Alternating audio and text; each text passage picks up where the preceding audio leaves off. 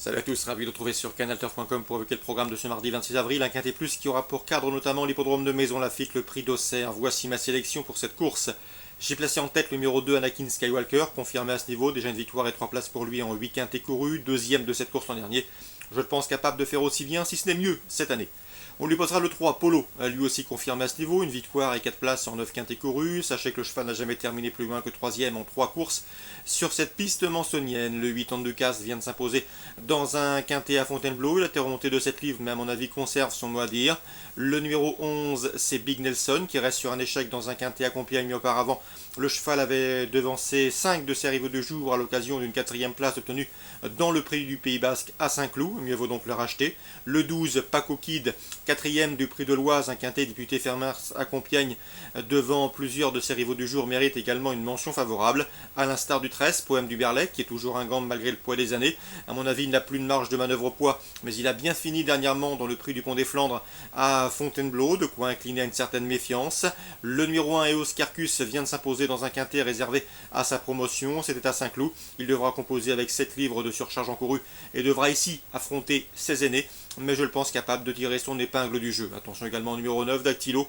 Elle reste certes sur 2 podiums, mais elle n'est pas des mieux situées dans les stalles, un numéro en dehors, et sachez également qu'elle n'a pas gagné depuis plus d'1 an, raison pour laquelle elle figure seulement en fin de sélection. Résumé chiffré pour ce quintet mansonien, 2, 3, 8, 11, devant le 12, le 13, l'As et le 9. Je répète, 2, 3, 8, 11, devant le 12, le 13, l'As et le 9. Toujours à Maison Lafitte dans la 3ème, attention au 310, Tawaret qui vient de s'imposer à ce niveau de compétition. Une confirmation est ici attendue.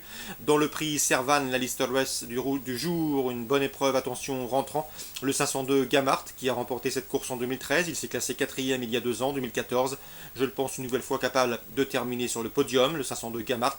Attention également au 503 Right Like the Wing, un cheval qui est confirmé à ce niveau sur les tracés réduits et qui a également bien fait à Maison Lafitte. Il est d'ailleurs invaincu sur la ligne droite mansonienne. J'aime également beaucoup pour le trio le 501 Sonsesio qui retrouve le tracé sur lequel il avait fait sien le prix Rissorangis, un groupe 3 disputé courant juillet, épreuve dans laquelle il devançait notamment Gamart. Donc on prend les meilleurs commences, 501 Sonsesio, 502 Gamart et surtout le 503 Ride Like the Wind. Attention également pour une place au 505 Finsbury Square, un cheval qui est extrêmement régulier en pareille société. Donc le 3, le 1, le 2 et le 5 pour ce 5e rendez-vous prix Servan. Dans la 6e, je vous conseille en jeu simple 603 Red Cold, une pouliche irréprochable depuis ses débuts, elle est régulière. Elle me semble ici en mesure d'ouvrir son palmarès, le 603 Red Cold. L'opposition semble dans ses cordes. Concernant maintenant Nancy en Réunion 2, dans la 2e, difficile d'aller contre le 202 Off by Heart. Le lot à sa portée, il a d'ailleurs remporté cette course en 2013, je le pense capable de faire aussi bien 3 ans plus tard. Yvonne Volmer, avec lesquels j'ai eu le plaisir de converser, aura 8 partants au cours de cette réunion nancéenne. Elle est surtout optimiste avec ses 2 partants dans les handicaps en fin de programme, le 706 One Best Victory et le 804 Green Medi. D'après elle, ce sont ses 2 meilleures chances du jour, donc attention au handicap avec le 706 One Best Victory et le 804 Green Medi. Concernant Paris en Réunion 3, priorité aux 6 ans dans la 4e course avec le 411 Apollo de Cassis, un protégé de Jürgen Welstom qui me semble en mesure ici de signer une 5e victoire consécutive. C'est un cheval en retard de gain. On lui associera le 405 dans cette épreuve, Bandy Hotline, un cheval qui vient de s'imposer sur l'hippodrome de Chartres et qui devrait pouvoir confirmer. C'est un autre Suédois entraîné par Robert Berg. Donc 411 et 405, les 6 ans à suivre en priorité dans ce rendez-vous. Information également concernant le 504 Balzac du Châtelet, un cheval qui fait l'objet de bruit très favorable. Sachez qu'il s'est requalifié en 1,14 et fraction, c'était à Grosbois le 8 avril. Ce jour-là, il a laissé une excellente impression. Un cheval qui reste un petit peu fautif, compliqué, mais a priori, il vaut beaucoup mieux que ne l'indique son compte en banque. Et ce protégé de Jürgen Wellstrom devrait pouvoir gravir les échelons sans trop de soucis. Donc attention au 504 Balzac du Châtelet qui débute sur notre sol avec de sérieuses prétentions. 504 et 411 écurie Wellstrom à suivre à Paris en ce mardi.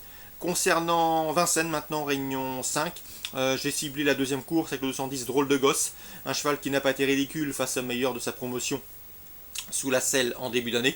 Ici, l'opposition est dans ses cordes, il devrait pouvoir jouer la victoire, tout comme le 207 DS d'Arquenay, qui vise ici une 3e victoire consécutive. Elle en a les moyens au regard de ses dernières prestations, 210 et 207, ça c'est pour Vincennes Réunion 5. Voilà donc pour les infos de ce mardi 26 avril. Bonjour à tous, bon début de semaine et rendez-vous demain pour une nouvelle émission.